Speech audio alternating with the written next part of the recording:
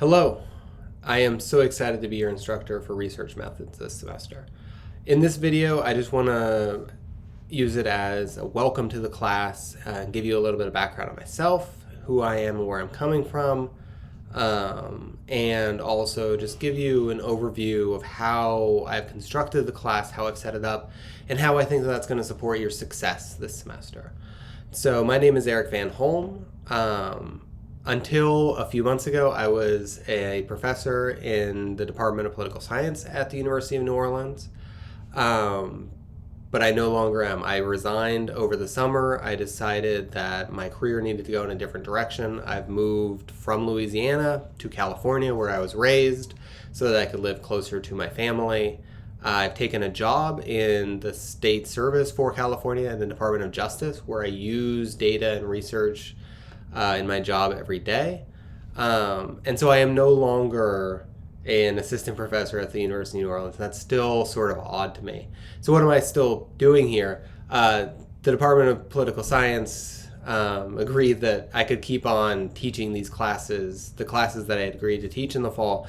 And so I'm able to teach this at least one more semester. And I'm really excited about that because I love these classes. I really enjoy interacting with you and seeing the students learn. And so I was really glad that they were going to let me come on as a this is sort of my second job, my side hustle. And so it's going to be more complicated this semester. I won't be in an office in Milner Berg Hall. I don't know how many people are going to come to my office anyways. The world has sort of shifted since I came to the University of New Orleans. I spent 2 years there. And pretty quickly, things went into lockdown. We all sort of lived through that together wherever we were, physically, emotionally. And through that experience, I really learned how to teach online. And I've learned to enjoy sort of the process and some of the advantages of teaching online. And I had planned to teach this class online even before the Delta variant became a real concern. And in part, that's because I've thought about online teaching for a long time. While I was doing a postdoc at Arizona State University, I got a master's degree online using the tuition waiver program for faculty at Arizona State.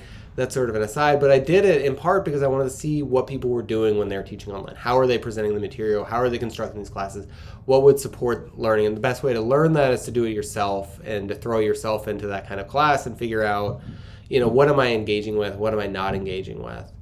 And so I brought a lot of lessons from that, and I've really thought about how I want to create and curate a class that best supports your opportunity to learn.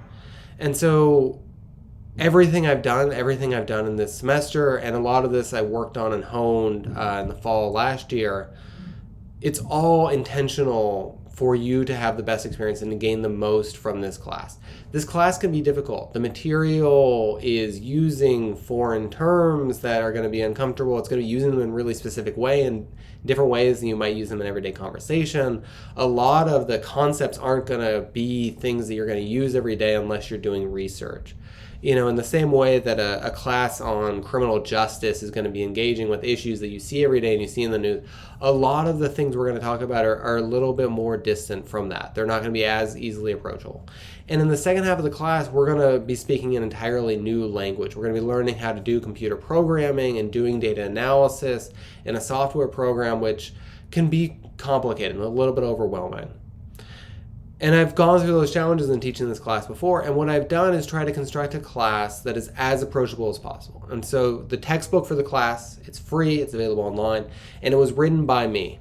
And it's written with the intention of being engaging to a person that has never touched the material before. I have zero expectation that you have ever done research, done data analysis, any of the things before. I'm trying to talk to you as if you've wandered in off the street and are asking, what's going on in this topic. And that it can be a little oversimplified, but I try to go back to constantly what's the easiest way that I can explain a concept. A lot of textbooks try to explain concepts in the most complicated way possible and breeze through them. And I try to make sure that I'm speaking the language in a way that anyone can grasp. Beyond that, the class is set up to be done at your own pace. And that's a really important idea to me, that the quizzes are all available online right now, and you can take them as many times as you want. You can keep retaking them, because the goal of the quizzes isn't to test you and see if you've read one chapter and memorized all the material. It's to help you learn what's going on in the class. And if you're only getting a 30% on the quiz, that means that you haven't made enough progress. And then we're going to need the concepts from each week as we continue to progress. Everything's going to build on everything that comes previously. And so I want you to go back and keep taking the quizzes until you're getting 100 on all of them and banking all of those points that are built into those assignments. Those are available all the time. You can take them as many times as you need. You can keep reviewing them. The midterms are going to build directly, the midterm and final exam are going to build directly out of these tests, out of these quizzes. All of the materials being sort of presented to you and sort of put in front of you. And so if you have a rough week, if something happens, if something's going on in your family, you can fall behind for a few days, right? It's all still going to be there to catch up on. It's going to be on you in a significant way to make sure that you get yourself back caught up. Don't fall 7 weeks behind and then try to sort of speed read. Making sort of steady progress is going to be the best way to move through this material. But I don't want to have to sit here and police whether your excuse for missing a quiz and turning in late is good enough or whether it's legitimate. I want to set all that aside, right? If you need to take a few days away, take a few days away, but come back and make sure you're getting into the material as you go. Another thing that's going to help you to progress through the class is something that I call SODs, small synchronous online discussions. And so you're going to be paired with a group of students who are all you're going to be paired with a group of students. You're going to select into a time. You're going to meet every 2 weeks to go over a set of discussion questions. And these groups are designed to help you to create sort of a sense of community in the class, show you that you're not alone, make you feel a little bit less isolated. You can all sit there and talk about what a terrible job I'm doing in the class and how hard the material is. But through those discussions, you're going to get a much better grasp of the material. And sort of the value of the SODs comes through in the reviews every semester for the class. People are always sort of weary, they're a little standoffish, they're not that excited, but they always see a lot of value, and it's a really useful tool in terms of reviewing for tests, reviewing for assignments, reviewing for the final paper. One of the things I love most about this class is that at the end of the semester, I know you can do things that you couldn't do before.